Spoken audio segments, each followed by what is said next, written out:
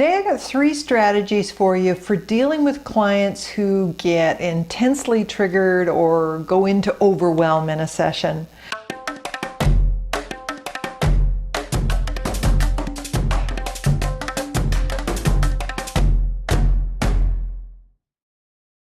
You know, some clients are just packing a heavy load of unprocessed emotional material inside, and that stuff can find a way out when you least expect it. I've had clients come undone during the intake process, during the induction phase, and while dropping into a scene in regression. And so you haven't even started the uncovering work and the client's freaking out and coming undone. And what do? Remain calm. If the client starts freaking out and you start freaking out, you are in over your head. So get them out. You know, somebody needs to be in the driver's seat of the session, and it better be you. So that's your first strategy. Just get them out. Speak calmly and firmly. Tell the client to open their eyes and look at you. Make eye contact. And then once they've calmed down, address what just happened. Ask them, so, you know, tell me what happened. Now, your second strategy is remain calm. Always remain calm, no matter what. Do not show fear. That's only going to add to the client's fear, and it takes courage to face one's feelings. Your clients need to borrow that courage from you. So remain calm. That's your second strategy, always. Your third strategy is manage the intensity that's coming up. You don't have to get them out. That's just a fallback position. If all else fails and you don't know what else to do, then by all means, get the client out and deal with what came up, and then you can proceed from there. But, you know, if a client bumps into some intense feelings, you can keep them right where they're at. You know, if they're in an event and there's a big abreaction coming up, you can keep them in the event and deal with it there. What you need to do is just step in and take charge, remain calm, and then manage the intensity that's coming up. So the way you do that is, first of all, speak calmly and firmly and pause the event. So whatever's happening, remember, what's bringing up the emotion is they have an image in their mind, and that image is playing like a movie, and it's coming on too fast and too hard, and they're in overwhelm. You need to stop that. So pause the event, pause, freeze frame it. Your first priority is always to provide safety. That is working with the subconscious mind's prime directive, provide safety. Pausing the event gives the client a sense of control over what's happening. And, you know, in the back of their mind, they're kind of cluing in like, oh, it doesn't have to play out. I can pause it. I can stop it. So this is just a way to make it safe for the client to face what's there. And so the way you can do that is, first of all, just freeze frame the event. Pause them right there. Secondly, you want to reassure them that they're right where they need to be, that this is the reason they've come to see you. It's coming up to the surface so that it can be addressed, and you can help them with this. So you want to reassure them that they're right where they need to be, and you want to step in and manage the energy intensity of the event right there. Now, there's 2 approaches you can use to do that, to manage the energy of the event. First of all, there's a generalized approach, and the second way is a more focused approach. So you need to decide based on that intensity and based on the client which way you want to go. A generalized approach is basically to work with a bigger picture. So what you do is you kind of allow the client a chance to kind of step back and get an overall sense of what's happening, an overall view of that image, that picture. You can take a snapshot of it. You can sort of capture the broader view of it, a panoramic view, as it were. Or you can take it like a movie and put it up on a movie screen, and you can pause it. You can slow motion it forward to the next frame. So, you know, you're providing safety by dissociating the client from the event itself, and you're also giving some control over what's happening in the event.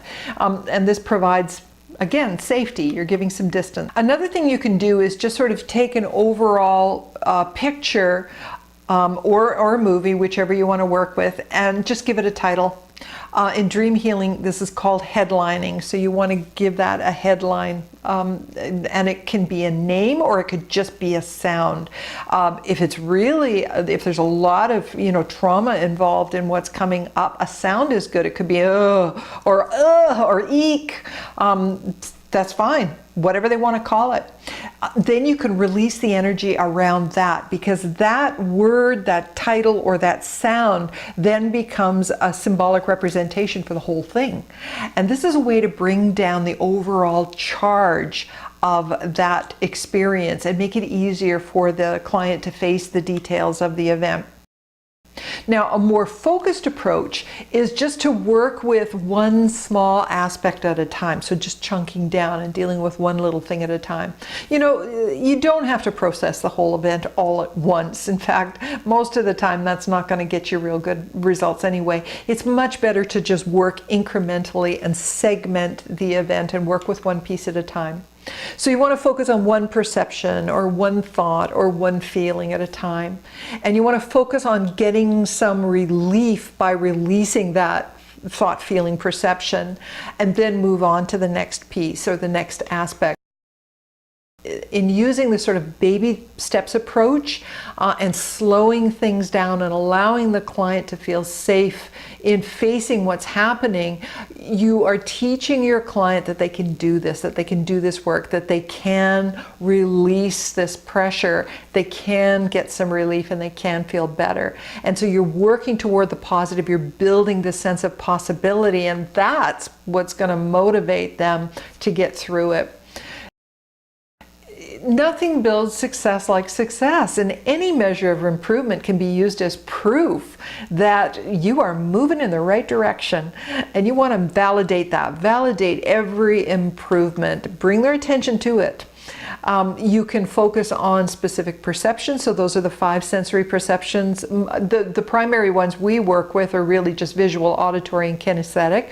But sometimes things like smells or tastes can also, end up being triggers. So we want to clear everything that is brought to mind. It could be the look on someone's face. It could be the tone of voice. It could be the words that they're hearing. It could be the smell of smoke. So you want to focus on that, and then focus on the thought that goes with that.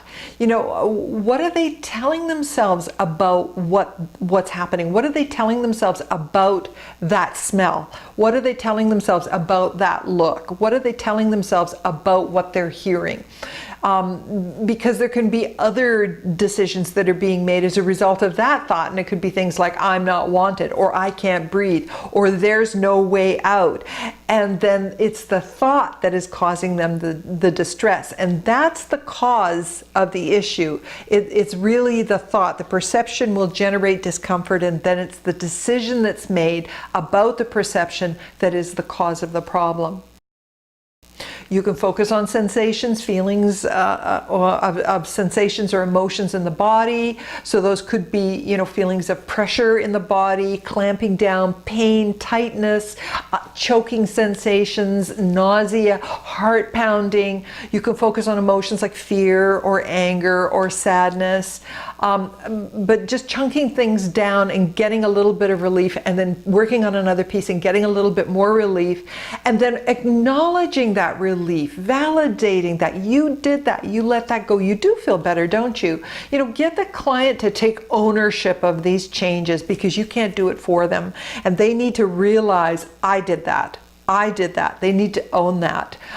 That's what's going to allow them to feel more willing to allow more change to take place and allow more of those feelings to come to the surface too.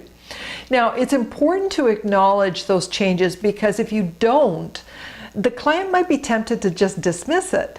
And I've seen this, I've caught this. So some people just sort of, they have a habit of having an all or nothing thinking style. And so they think, if there's still something there, it means that it didn't work. And all it means is that they release some of it, but there's still something there. So validating that little bit of change is going to make the difference. You want to stop that black or white thinking in its tracks, because that is only going to hold them back, and it's only going to keep them stuck. So this is where having the client qualify the distress can be very useful. Have them, quantify the distress. So take what's called a SUD, a subjective unit of distress, and you can just ask them, okay, so as you focus on that feeling in your gut or in your heart beating or whatever it happens to be, on a scale of 1 to 10, where 10 is like the worst it's ever been, how much of that is there? How much is there? And that will give you sort of a subjective sense of how much intensity is there, and that gives you another way to manage it, because you can gauge, you know, if it what was it before? Oh, it was a 10, and where is it now? Well, it's a 3. Oh, okay, so that's like a 70% improvement. So you can validate that, because they're not thinking about things in that way, and you need to point that out. The key is to make it safe for them to face those feelings. And the way you can do that is to show the client that they can just take things one step at a time. And then validating where they're at makes it okay to be there, and then validating any changes and making it okay to allow those changes to occur. Validating every increment of improvement. So if it started at a 10 and now it's a 6, that's better, isn't it? That's a 40% improvement. That's better. Verify that, validate that. You know, change is happening. I feel better. And it doesn't have to happen all at once. We can do it incrementally. And in this way, you can lead your clients through the darkness of the valley of the shadows of fears, out of the problem and into the light of a new day.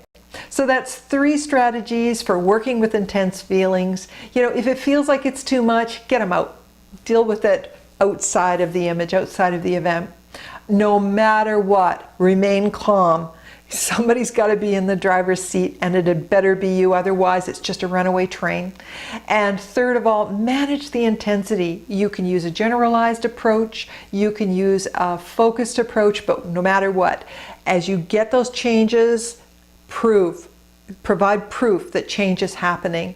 Okay, that's it for this time. This is Wendie signing off once again. Please leave your comments on the forum. I want to hear from you. If you've got any further questions, I'm happy to help.